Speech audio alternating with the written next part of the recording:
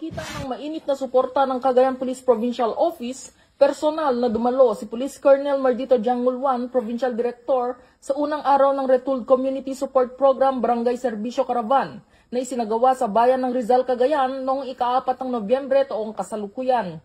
Pinangunahan ng Department of Interior and Local Government Cagayan ang nasabing aktibidad katuwang ng iba't ibang ahensya ng pamahalaan na naglalayong ihatid ang mga pangunahing serbisyo ng gobyerno sa mga mamamayan, lalong-lalo na ang mga kababayan nating nasa malalayong barangay o mga nakapaloob, geographically isolated and disadvantaged areas.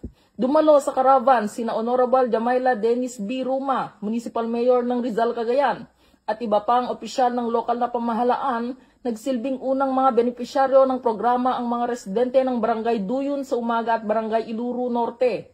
Nagbahagi naman ang iba't ibang partner agencies ng kanilang mga pangunahing serbisyo sa mga mamamayan, katulad ng medical check-up, namahagi ng mga gamot, bitamina at mga food packs sa mga residente. Nagbigay ng impormasyon at training opportunities naman ang TESDA para sa mga nais matuto ng bagong kasanayan, tumanggap ng aplikasyon para sa National ID Registration, namahagi ng mga binhi at iba pang suportang pangkabuhayan para sa mga magsasaka ang Department of Agriculture.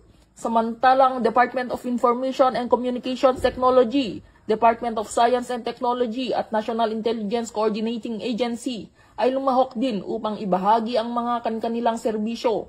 At ang Armed Forces of the Philippines Regional Mobile Force Battalion 2 at Special Action Force nagbigay rin ng kanilang serbisyo at suporta para sa publiko. Sa kanyang pagkikibahagi, pinahayag ni Police Colonel Angulwan ang buong suporta ng Cagayan Police Provincial Office sa mga inisyatibong naglalayong palakasin ang ugnayan ng pamahalaan at ng komunidad, partikular sa pagsusulong sa kapayapaan, kaayusan at kaunlaran sa mga liblib na lugar. Ang Barangay Serbisyo Caravan ay nagpapatuloy hanggang ika-6 ng Nobyembre taong kasalukuyan sa iba pang target barangays ng Rizal, Cagayan. Sa pamamagitan ng programang ito, muling pinatunayan ng kapulisan na ang bagong PNP ay may serbisyong mabilis, tapat at nararamdaman tungo sa ligtas na bagong Pilipinas. Dito sa Lambak ng Cagayan, ako ang inyong PNN correspondent, Patrolwoman Ledesma, alagad ng batas, taga-taguyod ng Balitang Pulis.